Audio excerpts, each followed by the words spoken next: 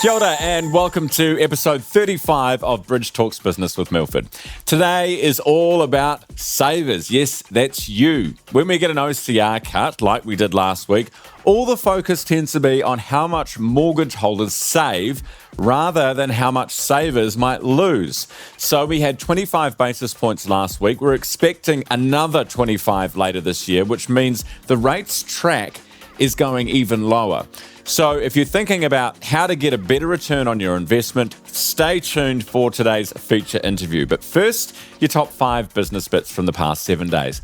Number 1, US courts struck down a number of Trump's tariffs last week. Investors were happy, but with Trump, where there's a will, there's a way. And best case scenario here is an end to the tariff agenda. That's probably wishful thinking, though. Number 2, softer US inflation data indicates that corporates didn't price hike ahead of the tariffs, but the full impact of these will take at least 6 months to filter through in full.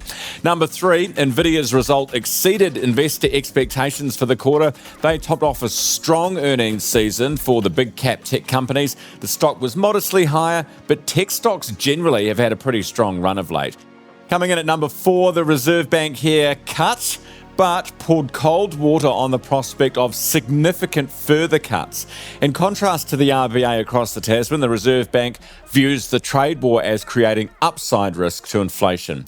And number 5, this week we look for key jobs data. Investors and the Fed are on alert in the US for weakness in the labour market. Whilst employment growth in the US has been softening, the labour market appears to be in still quite reasonable shape, despite all the uncertainty that businesses there are facing. Right, it's time for our feature interview this week. We're talking to Morgan Rees. He's Milford's Head of Wealth Management and Advice. There's about $21 billion worth of term deposits that are going to be maturing over the next 6 months. So that's a whole bunch of money that's looking for a new home. I want to get some advice for people who are wondering, what do we do? Don't forget that this segment is informational only and should not be considered financial advice. Phil, welcome to the podcast. Thank you. Lovely to have you here. Today we're talking, when there's an OCR announcement, we all talk about the mortgage holders who are going to be paying less and all that sort of stuff. Today we're talking about the other side of the equation, right? Yep. The term depositors. Have you been contacted by many who are looking to get better returns elsewhere? Oh, yes. Probably since about last September, Right. when expectations started to form in people's minds. People would come and talk to us. But what I find is it's really important to understand the differences between investing in a term deposit and investing in a diversified portfolio of shares and bonds. Look, we back a diversified portfolio of shares and bonds over the long term, right? So let's take that long term. If over the last 10 years you've been invested in the Milford Wealth Balance strategy, you'd have averaged about 8% per annum, just over 8% per annum. And if you'd put 100,000 in, you'd be sitting on 214,000, right? If you'd have been rolling a 6-month term deposit for that period, you'd have averaged just over 3% per annum, and you'd be sitting on around 138,000. So that's a big difference. Massive. Over time. That's why we really back shares and bonds. Inflation over that period would have averaged about 2.9. So that's about 130,000 of that return, okay? Right. So you've always got to remember about inflation when you're investing in a cash-like product. But, we've talked about this before. Whilst we back shares and bonds over the long term for those for those higher returns, volatility is the price you pay for those higher, longer-term returns. So they are different. And it depends when you want to get your money out, right? That's going to have a big impact on where you land at the end of all of this, presumably. Yeah, it does. The different instruments have their place, okay? And it's just about figuring out what place that is and what part they have to play. If you look at the core or the simplest differences between a term deposit and investing in markets, and right now, if you're seeing lots of adverts to, you could be getting better returns, my suggestion is stop and make a really thorough assessment because they're quite different. Term deposit, think fixed. You start with a fixed amount, let's go 100,000, and you're going to invest for a fixed term and you're going to get a fixed rate. And it's generally, a term deposit is generally regarded as a low risk, safe savings tool, right? You give your $100,000, you get your $100,000 back plus an amount of interest. The top tax rate is 39%, so a little bit different to pies, which is less, but it's really that simple. Good savings tool. Investing in a diversified portfolio in shares and bonds. Well, first thing, nothing's really fixed. Take your 100,000, the return is variable. If I talked about that balanced strategy invested over 10 years, for the 12 months to April this year, the return would have been 7. For the previous 12 months would have been 9. For the prior 12 months would have been 2. So it really does move around a lot. So you've always got to be thinking long term. Now, while investing in a fund or a portfolio of shares and bonds doesn't have a fixed term, it's liquid so you can get your money out, but every fund will have a minimum recommended time horizon, and that's the thing to look at.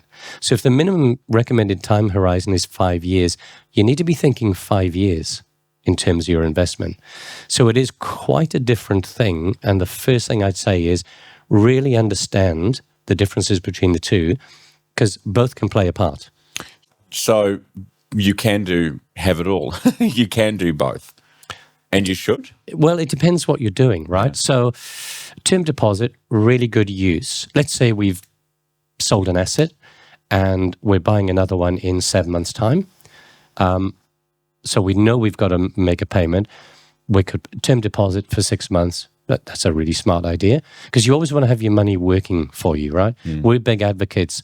Over and above what you need or your emergency money, you need to get your money working for you, and that's what we're all about. So something like that for a term deposit works really good. Part of a bigger structured approach could well be good. But actually, if you're thinking long-term, come back to those returns we talked about right at the start, getting into a portfolio of shares and bonds or a pie fund, top rate of tax also is 28%. That will give you a better long-term return as long as you understand, one, the differences, and B, the process of investing is different to the process of saving in a term deposit. What are some of the pitfalls with this?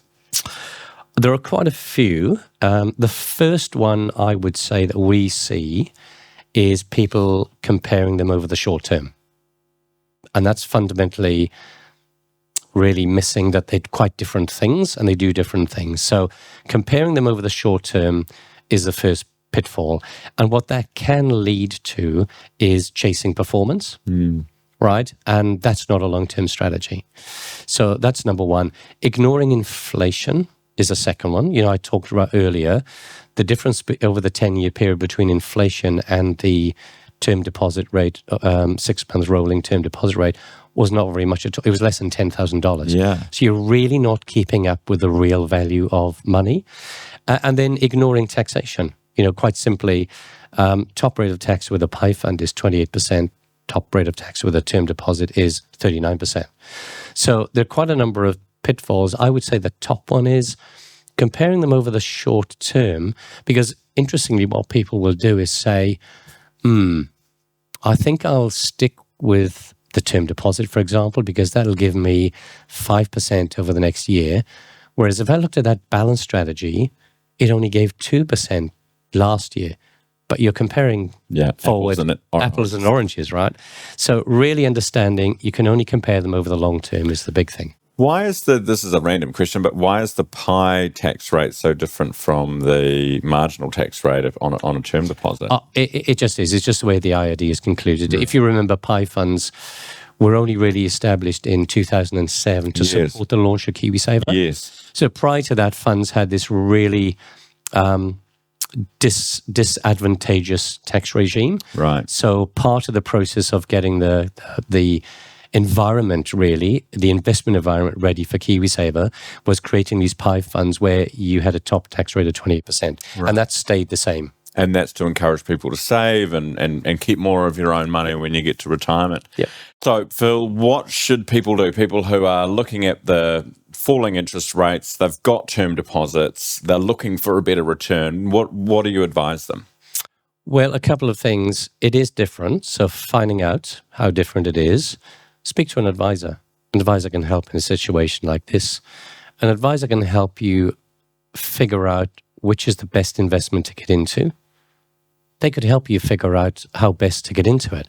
If you're going from cash, there are ways to smooth when you initially invest, to smooth the impact of volatility by investing in installments. So they could help you with that approach.